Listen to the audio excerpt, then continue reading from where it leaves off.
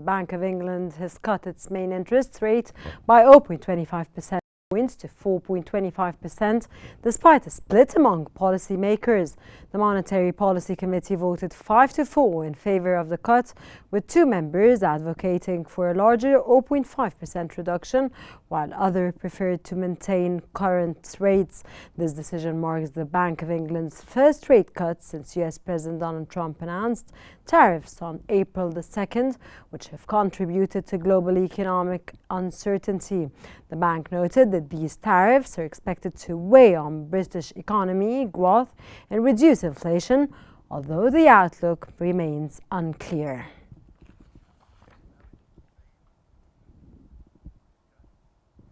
Bank of England Governor Andrew Bailey commented on the bank rate cut, highlighting the need for a gradual and careful approach to future interest rate cuts given the unpredictable nature of the global economy. Bailey noted that the impact of these tariffs on the British economy should not be overstated, but acknowledged that it contributed to a challenging economy environment.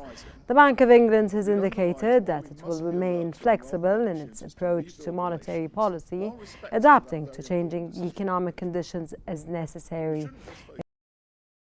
As an expectation, predicting a peak of 3.5% this year, down from 3.75%.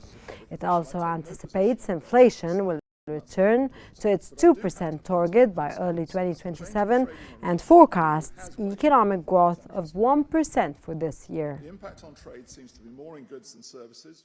The disinflation process in the UK economy has continued. UK inflation was 2.6% in the latest data for March. That's above our 2% target, but it's a little bit lower than expected.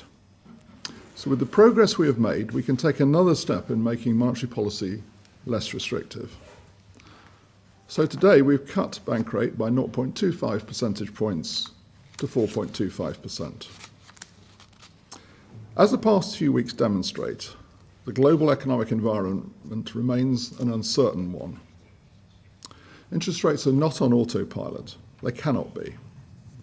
Instead, the MPC must continue to respond carefully to the evolving economic circumstances and the outlook for inflation in the UK.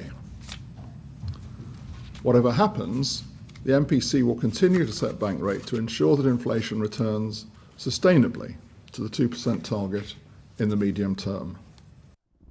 The Institute of Economic and Social Research has reported that British Finance Minister Rachel Reeves is likely to miss her budget targets again. The report highlights that weaker than expected economic growth could result in the government spending £57 billion more than it collects taxes by the 2029-30 tax year. Reeves has committed to balancing the current budget by the end of the decade, relying on taxation to fund non-investment spending. However, her recent tax increase on employers has contributed to a narrower margin to meet fiscal targets, leaving only £10 billion for flexibility. We don't want to see an escalation of tariffs. We want to do a deal that supports the UK economy.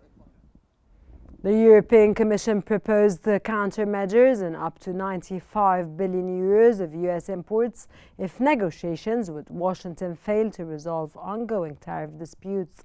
The measures would target US products such as wine, fish, aircraft and machinery. The Commission is launching a long consultation for EU members and businesses before finalizing its decision. Currently, the EU faces 25% tariffs on steel, aluminium and cars from the US, along with 10% reciprocal tariffs on nearly all other goods, which may increase to 20% after July the 8th. The EU has expressed a preference for negotiated solutions, but is preferring to retaliate measures if necessary. US Vice President J.D. Vance noted ongoing discussions aimed at improving trade relations between the United States and Europe.